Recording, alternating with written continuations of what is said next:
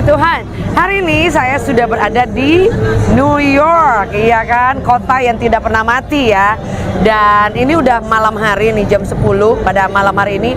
Dan Bapak Ibu, teman-teman semuanya bisa lihat ini semakin malam semakin ramai. Dan ini udah kayak normal banget ya after Covid. Dan sebelum Covid pun ini memang tempat yang sangat ramai sekali. Tapi ketika pada saat Covid itu kosongnya luar biasa. Saudara, saya ingin berbagi bahwa ketika kita diberikan kemerdekaan, kebebasan untuk melakukan segala sesuatu, untuk hidup menjalani setiap hari, kita harus tahu bahwa setiap pilihan kita itu mengandung konsekuensi.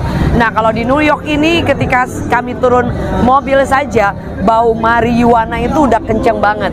Artinya di sini kehidupannya bebas. Orang bisa bebas mengobat, orang bisa bebas melakukan apa saja, dan itu adalah sebuah pilihan. Tapi firman Tuhan berkata bahwa kalau kita mengambil keputusan untuk hidup sesuai apa yang Tuhan mau, bukan berarti kita tidak bisa menikmati hidup ini.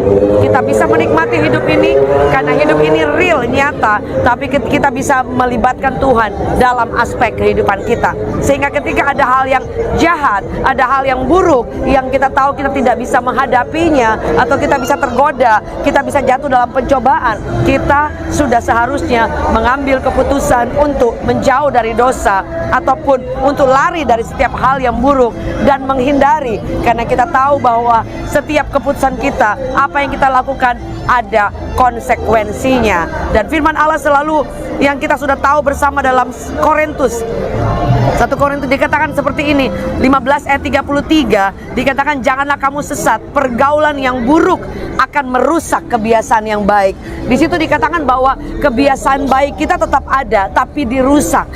Jadi tidak tiba-tiba kita menjadi jahat, tidak tiba-tiba kita menjadi langsung jatuh dalam dosa. Karena dosa itu biasanya pelan-pelan tapi pasti.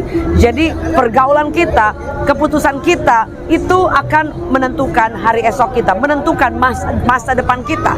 Dia tidak tiba-tiba kemudian kehidupan hal yang baik kita tiba-tiba hancur, tapi dirusak. Dan perlahan-lahan kerusakan itu bisa menjadi sangat permanen atau sangat parah, tergantung sejauh mana kita mengizinkan semua hal yang buruk, orang-orang di sekitar kita, pergaulan yang ada di sekeliling kita yang akan mendominasi kehidupan kita, mendominasi semua hal yang baik yang Anda dan saya bangun setiap hari. Sebab itu bukan berarti kita tinggalkan sejauh dari orang, tidak. Kita harus tahu porsi-porsi mana yang kita mampu untuk menghadapi. Ada pergaulan, ada hal-hal yang kita tahu di sana kita tidak mampu. Sudah saatnya kita minta hikmat Tuhan, minta perlindungan Tuhan, dan minta tuntunan Tuhan supaya kita jangan jatuh. Kalau mungkin kita tahu ada teman kita yang lewat di sana dan dia jatuh, seharusnya kita menjadikan itu pelajaran. Kita tidak perlu jatuh lewat di sana dan kemudian jatuh, tapi lewat pengalaman yang kita lihat di luar sana, kita boleh mengambil keputusan untuk berhati-hati, berjaga-jaga. Dalam Efesus 6 ayat 6 berkata seperti ini, 6 ayat 12 berkata seperti ini, bahwa kita harus mengenakan seluruh perlengkapan senjata Allah, supaya ketika kita berperang, ketika kita menghadapi segala sesuatu yang buruk dan kita menang, setelah itu after that kita tetap menang. Karena apa? Ada perlengkapan senjata Allah, ada perlindungan Allah, ada keputusan untuk menggunakan perisai iman dan merenungkan firman Allah yang akan menjadi tameng, yang akan melindungi kehidupan kita, menjadi pedang roh yang akan menyerang setiap pekerjaan musuh apapun itu. Saudara, Anda tidak bisa ada dalam dunia ini dan kemudian tidak memiliki perlengkapan senjata Allah. Artinya kita sedang berjalan di tengah dunia dan dalam keadaan yang tidak punya senjata. Anda bayangkan ada seorang tentara, dia maju ke medan laga dan dia tidak memiliki satupun senjata. Itu berarti akan menjadi korban. Sudah selesai. Sama dengan kehidupan rohani kita. Untuk kita menjaga, bagaimana untuk menjaga dari pergaulan buruk, dari hal-hal yang buruk, kita harus mengenakan senjata Allah.